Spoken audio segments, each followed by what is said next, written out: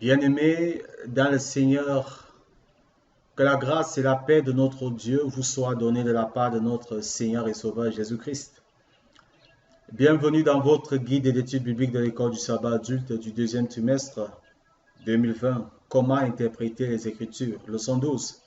Faire face aux passages difficiles. Le verset mémorisé dans 2 Pierre, chapitre 3, versets 15 et 16. Chers amis, nous avons eu depuis le début de ce trimestre l'occasion d'aborder de grandes études sur la Bible. La Bible a traversé bon nombre de siècles, de générations, de cultures. Ce merveilleux livre, avec de merveilleux récits historiques, poétiques, prophétiques, surtout des promesses. Ce livre est capable de changer même les vies, la Bible. Une question se pose. Est-ce qu'il y a dans ce livre, dans la Bible, des passages difficiles ou alors des contradictions?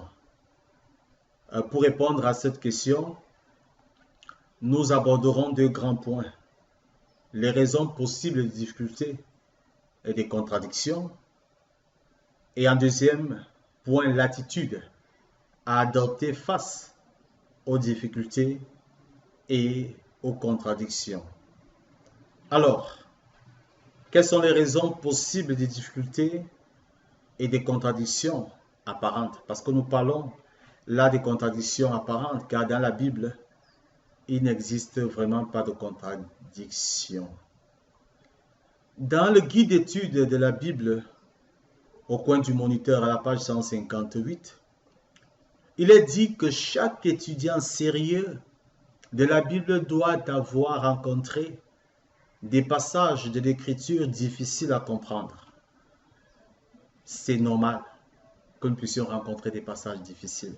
Et ce qui amène souvent la persistance de ces difficultés, c'est que beaucoup d'érudits qui ne croient pas à l'inspiration divine des Saintes Écritures ne parviennent pas à croire que des humains imparfaits sont capables de reproduire quelque chose de fiable.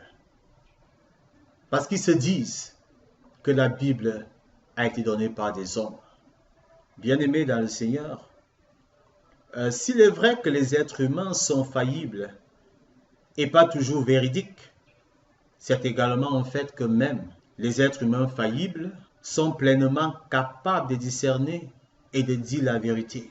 Si même des êtres humains sont capables de communiquer fidèlement la vérité, bien-aimés dans le Seigneur, combien plus devrions-nous attendre de Dieu, pour qui il est impossible de mentir? Hébreux chapitre 6, verset 18. Qu'il puisse empêcher les écrivains bibliques de nous tromper dans ce qu'ils écrivent. La deuxième raison, c'est que les gens abordent l'écriture avec un doute méthodologique.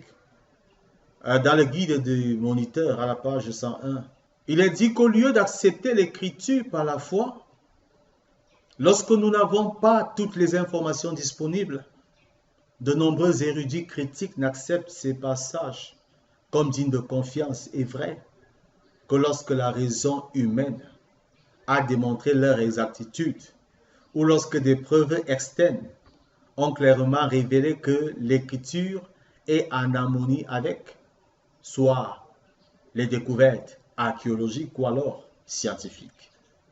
Bien-aimés dans le Seigneur, la meilleure solution aux difficultés de la Bible se trouve encore dans la Bible elle-même. Apprendre à exploiter les grandes vérités de l'Écriture est l'une des choses les plus importantes que nous puissions faire. La troisième raison qui égare les hommes, ce sont les erreurs de traduction. Certaines divergences peuvent être dues à des variations mineures et des erreurs causées par des copistes et des traducteurs de la Bible. Parfois, l'erreur d'un copiste peut entraîner des erreurs de traduction. Nous devons donc consulter des passages similaires afin de clarifier leur interprétation correcte. Rappelons-nous que ces erreurs sont d'origine humaine et n'ont rien à voir avec l'inspiration divine de la Bible. L'apôtre Paul déclare dans 2 Timothée chapitre 2, versets 14 et 15. Rappelle cela à tous. Devant Dieu, demande-leur avec force de ne pas se battre sur les mots et qui annoncent correctement la vraie parole de Dieu. Ne nous focalisons pas sur la forme, mais le plus important, c'est le fond, ce que la Bible nous présente. Alors, quelle est donc l'attitude à adopter face aux passages bibliques difficiles? Il y a des attitudes importantes qui détermineront si ces difficultés deviendront une bénédiction ou alors une malédiction pour nous. Nous voulons bien être bénis et nous souhaiterions que chacun soit béni. Et pour être béni face aux passages difficiles, nous devrions les aborder avec logique, avec honnêteté, avec humilité, avec persévérance et surtout dans la prière. Parlant de la logique nous dit que deux personnes, même si elles sont toutes deux témoins d'un fait, ne présenteront jamais une histoire identique. Chacun a été frappé par des détails différents. Il y aura donc des différences entre les deux. Dans la Bible, nous avons des récits. Et le plus souvent, certaines personnes veulent que ces récits des auteurs soient identiques. Ce ne sont que des descriptions. Chacun peut faire la description par rapport au point qu'il a le plus captivé. Là, nous sommes dans la logique. Mais ce qui est important à savoir, c'est que la Bible est sûre, cohérente de bout en bout dans le message global de l'amour de Dieu et du plan du salut pour l'humanité. L'amour de Dieu, plan du salut pour l'humanité, la Bible est sûre, cohérente. La deuxième attitude à adopter face à la Bible, c'est l'honnêteté. Dans Proverbes chapitre 2, verset 7, il est écrit, il tient à réserve des ressources pour les gens droits, un bouclier pour ceux qui suivent la voie de l'intégrité. L'intégrité, l'honnêteté. Parfois, nous trouvons des passages que nous ne pouvons pas comprendre ou que nous ne pouvons pas expliquer à celui qui nous le demande. Dans ces cas, nous devons être honnêtes et reconnaître notre incapacité à résoudre le problème. Bien-aimés dans le Seigneur, c'est une grave erreur que d'essayer de donner une explication comme si elle était vraie, sachant qu'elle peut être fausse. Le pire alors est de présenter sa propre interprétation avec l'intention de tromper ou de faire croire aux autres quelque chose que nous savons que le texte ne dit même pas. Les chrétiens honnêtes attendront le moment où Dieu leur permettra de mieux comprendre ces textes difficiles. Dans le guide d'études au coin du moniteur à la page 160, il est dit que Dieu est honoré quand les gens sont honnêtes. 1 Chronique chapitre 29 verset 17. Si nous cherchons honnêtement la vérité, nous la trouverons. Faire face honnêtement aux difficultés signifie que nous ne les nions pas ou ne dénaturons pas la preuve, mais que nous les traitons d'une manière impartiale. Bien-aimés dans le Seigneur, ne donnons pas des réponses superficielles qui peuvent nous discréditer. Ça, c'est en ce qui concerne l'honnêteté. Troisième attitude, l'humilité.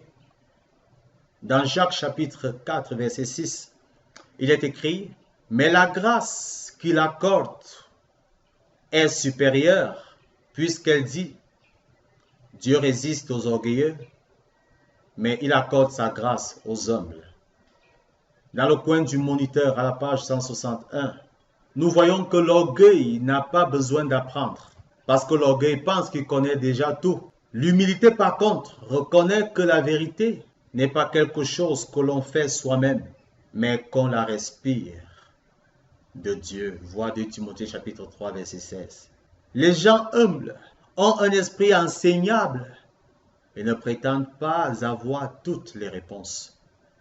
Ils sont capables d'élargir leur connaissance de la parole de Dieu d'une manière que les gens arrogants et orgueilleux sont incapables de faire. Ça, c'est en ce qui concerne l'humilité. Quatrième attitude, la persévérance.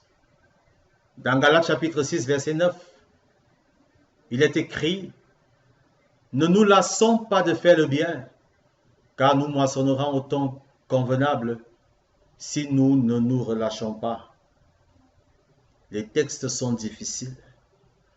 Bien-aimés dans le Seigneur, ne baissons pas les bras. Persévérons. Au bout de la persévérance, Dieu nous réserve une surprise, mais alors une surprise agréable. Dernière attitude, après la persévérance, c'est la prière. La prière.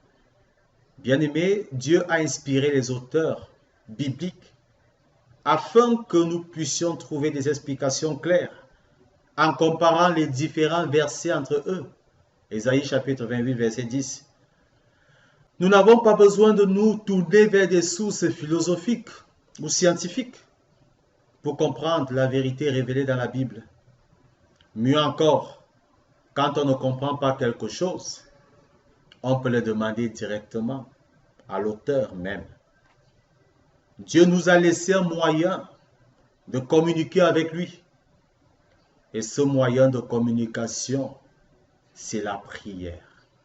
La prière. Qui mieux que son propre auteur pour expliquer la Bible? 2 Pierre chapitre 1, verset 21. Nous ne devrions jamais étudier notre Bible sans prier, en laissant le Saint-Esprit nous guider dans toute la vérité. Bien-aimés dans le Seigneur, que Dieu nous aide au terme de cette 12e leçon à aborder la Bible avec logique, honnêteté, humilité, persévérance, surtout par la prière, alors que l'apôtre Paul nous demande même de prier sans cesse. Bon sabbat à tous. Que Dieu vous bénisse et qu'il bénisse sa parole.